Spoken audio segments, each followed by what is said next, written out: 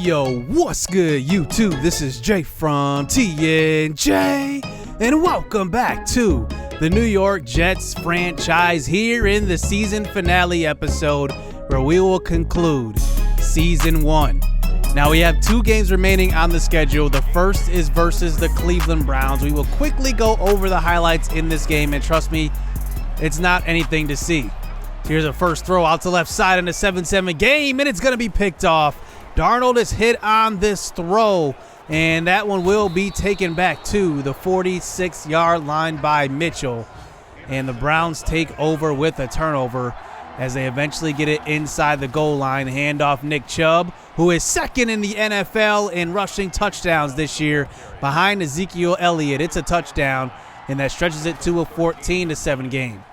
The Browns get the ball back. Here's a quick throw, this time to Jarvis Landry, who scores towards the end of the first half, and that one makes it 21-7. Now, I know a lot of you guys say that, our team is not very good, and I'm kind of losing games, but I want to show you what it looks like when I play the moments. You just saw there that the Browns just scored 24 unanswered points, and they eventually get it to 59-7. That was all without user control. That's the type of team and type of talent that we have compared to other rosters. When we play the moments, our team just goes down. So here in a 59-7 game, we end up losing. It was just ugly. We could not come back in this one, and the Browns take advantage of a really poor matchup. I mean, this was just a mismatch nightmare for us. We had no answer for their passing offense. They ran the ball well. Nick Chubb is literally one of the best running backs in the NFL, and we could not get after the passer, could not force turnovers. This was just an all-around great game by the Browns. They just absolutely destroyed us. And here we are at the last game of the season, and we are going to face the New England Patriots. As we did not follow that game in the first matchup, we just quickly went over highlights. So I want to give some full game highlights of this matchup, and I want to see what Cam Newton can do in a Patriots uniform, as we have a couple of player upgrades. Denzel Mims has upgraded quite a bit now. I think 5 times. He's at 75 overall. One thing that I've been missing from him is that he has not got that dev trait upgrade opportunity. I've been looking for that. I guess you have to have a really big game before that happens, and I think that he's had a couple of them. I'm surprised he hasn't really got that triggered. Now, unfortunately, in that Browns game, Jamison Crowder did get hurt, broken ribs, so he's done for the year, and there's only 1 game left, so it really doesn't matter. And then the Patriots and Bills are battling for the top spot in the AFC East, both at 9-6. We could play spoiler here in this game for the Patriots. They did clinch the playoffs, but at least we can stop them from winning the division. So Cam Newton is the quarterback of the Pats, 81 overall, having himself a great season, to be honest. And his numbers are very good. His attributes are good as well. I mean, look at the break sack at 89. It's going to be tough to bring him down. 36 touchdowns, 13 interceptions. James White has been used as their primary ball carrier. He has 856 yards. One more big game and he could have hit 1,000. Mohamed Sanu is over 1,000 yards receiving. Devin Asiasi, the rookie out of UCLA, maybe the future of the tight end core for the Patriots. He had a pretty good season as well, and looking at him, he is an athletic guy. But the most surprising guy of this team is John Simon with 16.5 sacks. I did not expect to see that. He is pretty good, but I didn't think this good. 16.5, that is just incredible. So now we hop into this matchup versus the Patriots. Let's see if we can close this season out with a win. And here we go. Here is Ashton Davis back to receive the opening kickoff. He takes it back to the 20 and gets hit hard, and he fumbles, and it's going to be scooped up. It's a touchdown for the Patriots. You've got to be kidding me. That's how we look this entire season. I mean, Ashton Davis just gets absolutely destroyed, coughs it up, and the Patriots take the 7-0 lead. So let's try that again. Here is Davis back to receive this one, and he wisely calls a fair catch this time. And out comes Sam Darnold. Let's see what he can do in his final game here in his 3rd season. 22 touchdowns, 26 interceptions. He has a 5th-year option coming up here in the offseason that we'll have to accept or decline. That decision should be coming in the next episode. So here's Le'Veon Bell starting us out with the carry, and he picks up a gain of 4 yards.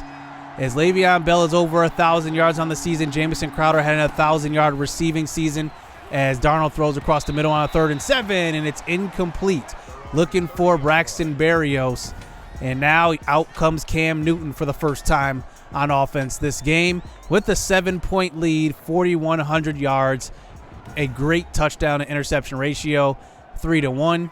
And now here we are on defense. So let's see if we can get after Cam. 1st and 10, he tries to scramble, and it's a sack. That's Frankie Louvu, the second-year pro out of Washington State. That's a nice sack by him getting going. Now, this is an impression game. Somebody's got to make an impression on me, and Frankie Louvu, it's a good start. So here's Cam taking off this time, and he breaks a sack and then takes it up the middle for a gain of 17, getting all that yardage back. So 3rd and 3, Cam moves out of the pocket, and he's going to get sacked again. This time it's going to be Henry Anderson. But take a look, Cam is shaken up. Oh, man, would that be a huge blow going into the playoffs? You got to think maybe they'd be a little bit cautious now after seeing Cam get hurt. He is sitting on the bench. I wonder if he'll come back in. So now we force the punt as here we are back on an offense. A draw play. Le'Veon gets up the field. Only a gain of 4, though. Now, I really did want to get Lamichael Pirine involved more towards the end of the season, so I'm going to be looking to do that here in this game as Braxton Berrios gets the catch on the sideline. Man, has he been impressive. He's filling in for Jamison Crowder in the slot mostly this game, but here he is on the field on the right side. So 1st and 10, play action fake from the 47. Patriots are there with the blitz. And a nice throw to Berrios. 1st down. Darnold under pressure makes a great throw. So now at the 31-yard line this time, Darnold, he's going to stay in the pocket, throw deep. One-on-one to Herndon, who goes up and gets it. Touchdown, New York Jets. Christopher Herndon has had a great season. He's actually not going to be close to a 1,000-yard season, maybe about 100 yards short, but he is close enough. I mean, that is a very good season from a tight end, and he goes up and gets it over Dante Hightower. Great throw by Darnold, too. It's 7-7. So here we are on defense. Handoff. This time it's James White who falls, and he picks up the 1st down for his first carry to about the 36. Now, the Patriots have a ton of weapons on offense. Here's a quick throw, and it's James White again, and he picks up a 1st down. Their backfield can still consist of Sony Michel and their receiving core, N'Keal Harry. Edelman is still there. Also, they have Marquise Lee as well added to that mix. So they have some pretty good receivers along with Mohamed Sanu, who is the veteran leader, along with Edelman. So here's N'Keal Harry, who gets his first catch of the game, and that one goes for a 1st down. That was actually Mohamed Sanu. As James White gets the carry, he cuts it back inside the 15. And that's a stop by Bless Austin, I believe that was. Gain of 10. So White gets a carry to left side, and this time it's Avery Williamson. We finally get a stop there for negative yardage. That's his 10th tackle for loss on the season. He's had a couple of string of great games so far. 3rd and 11, throw to the end zone. And it's caught Mohamed Sanu for the touchdown, beating Pierre Desir, who was out there. Or was that Bradley McDougall in coverage? Yeah, that was McDougall. And he gives up the touchdown. It's now 14-7. So here's a throw across the middle. This time it's Christopher Herndon who's got it. 1st down, close to the 50. Nice touch pass on that one by Darnold, seeing that little slot. So handoff this time. Le'Veon cuts up field, and he gets across the 50 on that carry. Gain of 6 yards. So that eventually brings it to a 3rd and 4. 5 wide out there. Quick throw. Ryan Griffin, 1st down. Nice throw by Darnold. He looks efficient so far. So from the 35-yard line now into the 2nd quarter, Le'Veon Bell lined up next to him. Darnold's going to move to the right side. It looks like he's going to try to take it himself, and he runs out of bounds. And it's a gain of 4 yards. And that brings it to a 2nd and 6 this time. Bell in the backfield. Darnold in the shotgun, play action fake. He's got a clean pocket. He's moving to the left side. He throws deep, and he's got Berrios. 1st down inside the 10. Maybe a little bit of a connection here. Berrios and Darnold. So inside the 10 now. Darnold throws, and he's hit on the throw. And the pass rush was right in his face. Nobody was open on that play. So incomplete pass brings it to a 3rd and goal. This time Darnold tries to move, and he gets sacked. And that's Jones around the edge. But take a look at this play. I went back and looked at this play here and watch once again. Darnold goes under center. Take a look at Jones on this play. He kind of goes past Becton and gets the speed burst right to Darnold. It gives us no time to throw the ball. We settle for 3. That's Madden at its finest. So handoff on a stretch play. This time is going to be James White in a 14-10 game. He gets stopped that time by Frankie Louvu, who's making a really good impression on us this last game. So another stretch play. This time, White makes a man miss. Makes another man miss. He's off to the races. And James White gets run down by Bless Austin, but it's a first down at about the 30. White is tough to take down, especially in that open field. You can see it on that play. Big time run. So this time it's a run. No, it's a pass and almost picked off. Pierre Desir made a good play on that ball. So 2nd and 10, play action fake. Cam throws to a wide open Marquise Lee, who throws off a defender and walks in. Touchdown. Wow. That was all Marquise Lee. Nice run after the catch on that one. 21-10. So now just before halftime this time, here is Darnold back onto the field. The pass rush was right there. Throw to the right side, and it's caught. Le'Veon Bell actually did hold on to that one. That's a gain of 11. So what do we have to lose here in the last game? 4th and 1. Here's a throw. Ryan Griffin converts, and it's a first down to about the 39. So it looks like Berrios is in at quarterback this time. What is this? It looks like a little wildcat. Read option. Berrios takes it up the field, and he takes it for a first down to the 50. Maybe that's a little bit of a package we might introduce next year. So Darnold now back into the game. They send the pressure. Quick throw. Herndon's got it across the middle. It's a first down to about the 37. So we look good on offense this game. Play action fake this time called. Darnold fakes the jet sweep. He's going to throw to the right side. He's got Mims caught inside the 25. Great throw by Darnold. This is the best I've seen Darnold throw the ball. Here's a run up the middle, and it looks like Le'Veon Bell can't get back to the line of scrimmage. And that brings it to a 3rd and 9. From the 15, Darnold throws to Berrios, and he can't hold on in traffic. That would have been short anyway. And it looks like we're going to have to settle for 3, making it a 13-21 game. So now before halftime, a minute left. Cam in the pocket. He runs. He's going to have some room. He takes off but gets down in front of Marcus May as the New England Patriots call their first timeout. So Cam in the pocket throws to the sideline on a 3rd down, and it looks like it's caught. But Marquise Lee looks like he could not drag both feet. Nice defense by Pierre Desir. So we do get the punt before halftime here. 40 seconds left. Deep shot. One-on-one with Mims. And it's picked off. Jason McCourty with the interception. Jason McCourty's playing for a new contract. His offer does expire after this season. He's one of those veteran guys we might be looking at as well. And Darnold makes his first mistake. It looks like the safety recovered to make that a double coverage throw.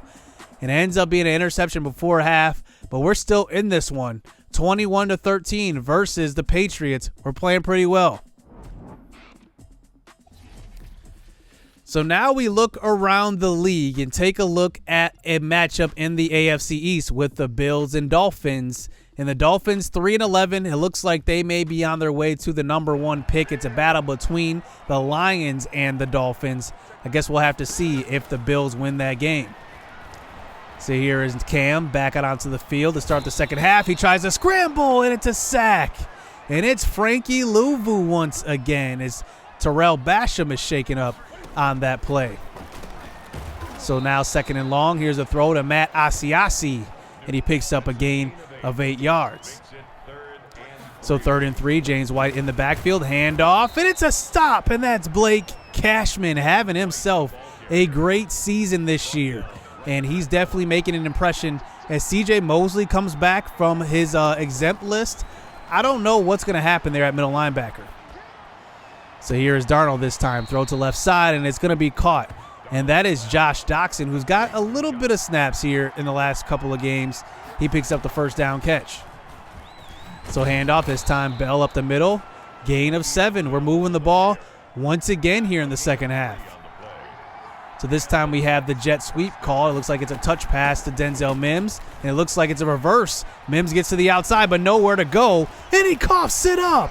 Denzel Mims puts it on the ground, and it's picked up by Devin McCourty. Wow. This is the second time this has happened. Denzel Mims fumbled on a reverse earlier this season. I guess we know not to give him the ball on these situations. He coughs it up, and now New England takes back over with good field position. So throw to the right side on the first play, and it's caught. Mohamed Sanu beating Bless Austin in coverage. His third catch of the game. So inside the 15, throw to left side, and we tried to make a play on that one. We were too late. It's caught for a gain of maybe 6 yards. So 3rd and 4, Cam from the pocket. Great protection. He's going to take off. He gets to the 1 and falls, and he gets stopped. Does not get in for the touchdown, but he has it now for a 1st and goal. So they don't score on the first couple of plays. Handoff, James White on a 3rd and goal. He's in. Basham cannot bring him down. And now the Patriots take the 2-score lead. So they get the stop on a 3-and-out as they get the ball right back, as Cam is now up by 2 scores. Quick throw across the middle. It's Mohamed Sanu, and he gets stopped, but a gain of 6 yards. Tackled by Avery Williamson. So under center this time here, 3rd and 2. Handoff is going to be James White, and he picks up the first down. The Patriots have looked really, really good in this one, and now here they are in the 4th quarter looking to close this one out.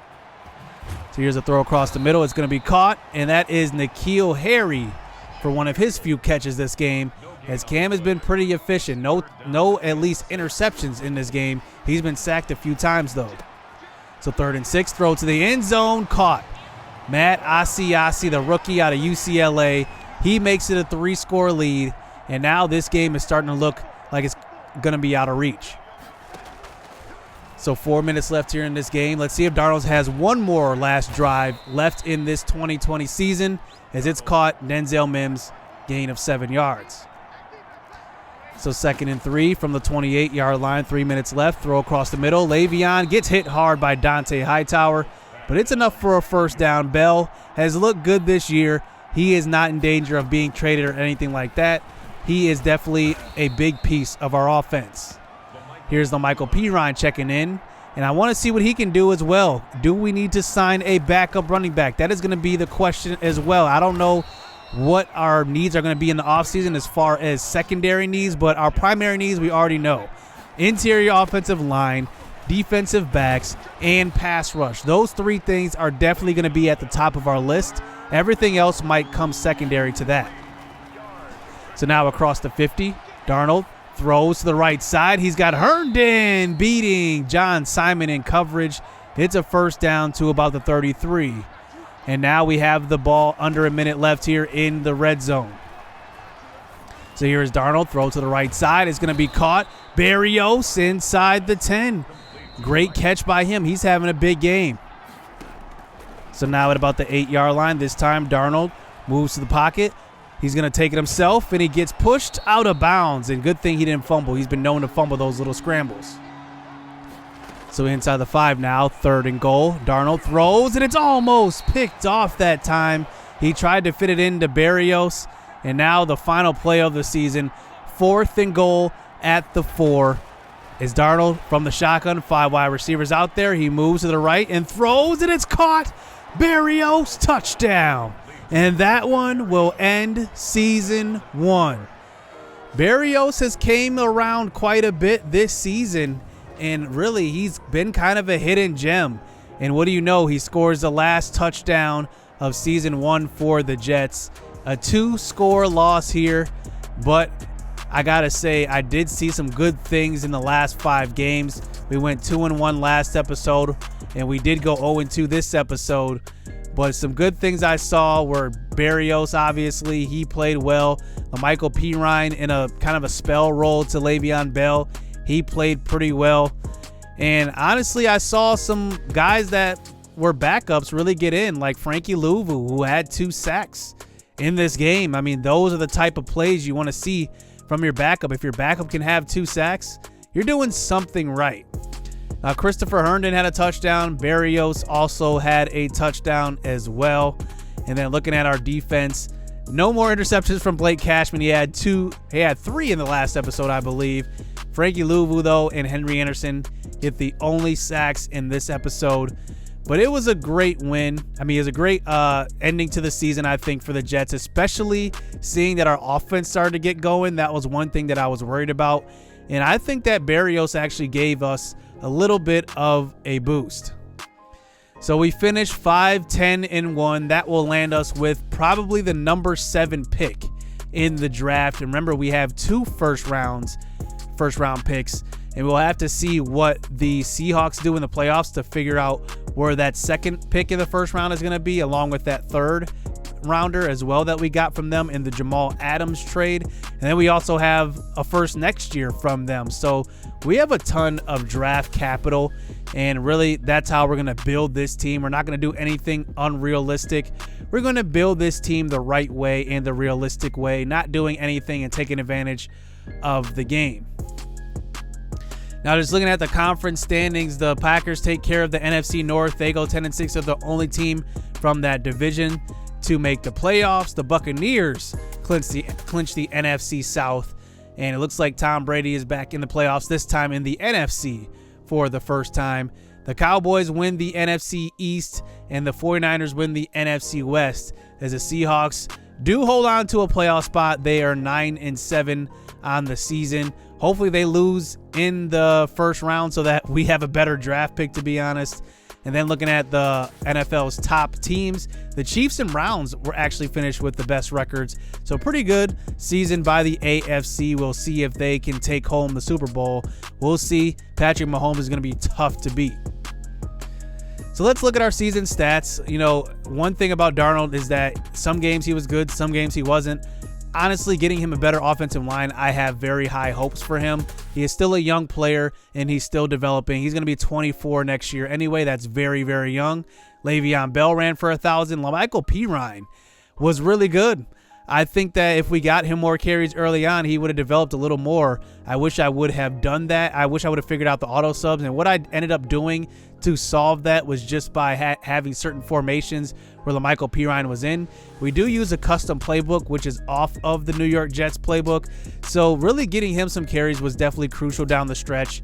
And I wanted to get him more carries over Frank Gore, who I think might probably retire. That's how Madden usually does it. Once you get to a certain age, you usually retire. So I'm guessing at age 37, the game will just naturally retire Frank Gore, even though Frank Gore, you never know when he's going to retire.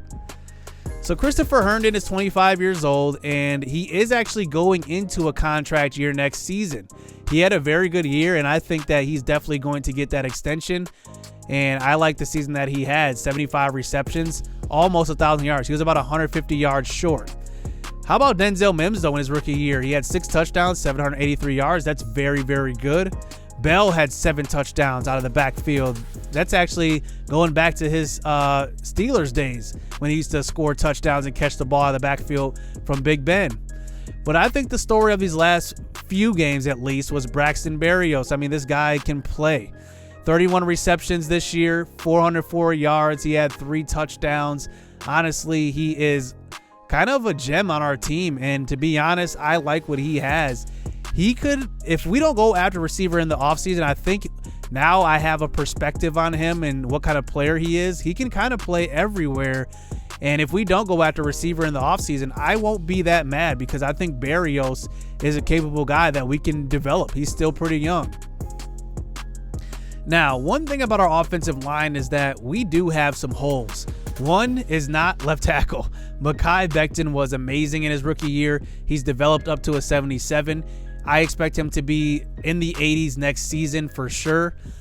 Adoga did pretty well. Adoga. I'm still probably not saying that right. Now, he's 24 years old. He's going into his 4th season next year. But honestly, he actually surprised me because I did not expect him to really be a factor down the stretch. But he had actually some very good games protecting the quarterback. And I am not in a hurry to replace him. I want to see if I can develop him. But the interior offensive line is definitely a question mark. I saw some good things from Connor McGovern, but then I saw some kind of down things. Cameron Clark was definitely a liability in both the run game and the pass game. I'm definitely going to be looking to get a right guard to replace him. And Alex Lewis, I was very, very disappointed.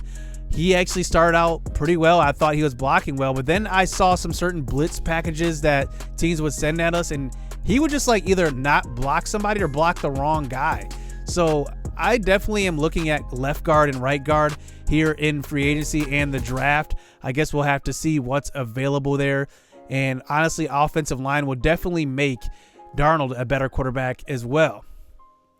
Defensively, how about Blake Cashman? 5 interceptions on the year, and he is 25 years old. I think the after your season is done, they actually increment the age. So I think he is 25 now, and he's going into his 3rd season.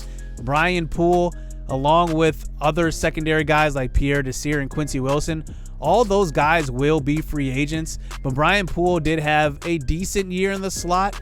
That's where he played most of the time. He had 2 interceptions, but I didn't see anything that would really make me want to re-sign him. So I think I might even let all 3 cornerbacks walk and just get a brand new secondary, to be honest, just blow it up. So pass rush was interesting. Jordan Jenkins had 4 sacks. That's down from his total last year.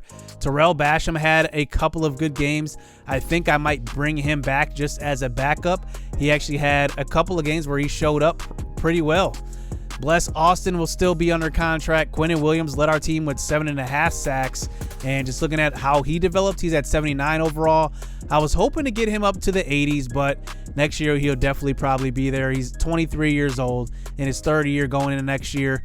It's going to be pretty cool seeing him and BJ Hill develop next to each other. Now, BJ Hill actually had 5 sacks in the final 5 games. That was a pretty good stretch, and I want to see a full body of work from him. He's going to officially move over to nose tackle next year because that's where he played in college, and I will be looking to draft another edge rusher next to them, or if I see one in free agency, I will go after them as well.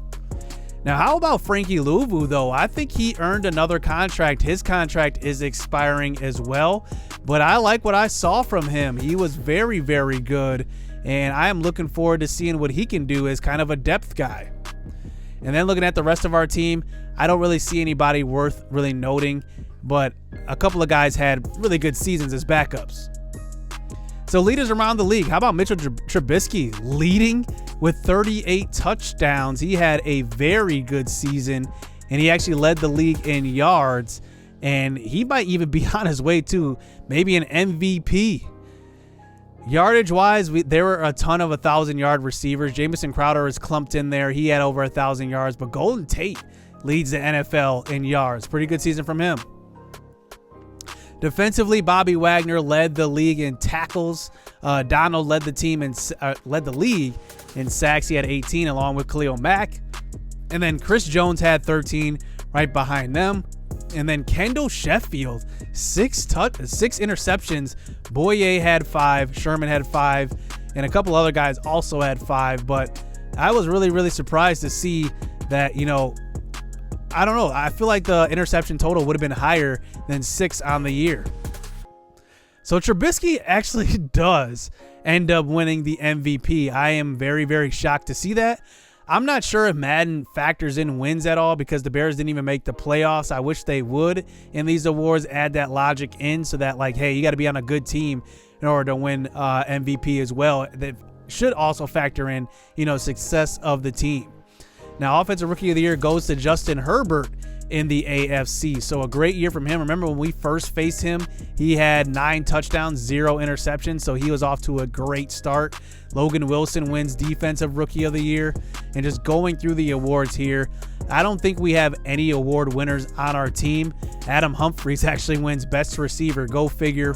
Mitchell Schwartz wins Best Offensive Lineman. John Simon, who had that 16-sack season, he ends up being Best Defensive Lineman. And then Tremaine Edmonds actually wins Linebacker of the Year over Blake Cashman. So Blake Cashman was probably our best bet at winning an award this year because he had those 5 interceptions and he just had a all-around good season.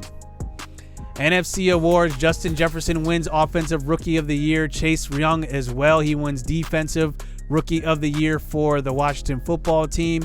And then the other awards, Best Running Back ends up going to Zeke. He led in touchdowns and yards. I believe he tied with Nick Chubb with 15 or 16 rushing touchdowns on the year.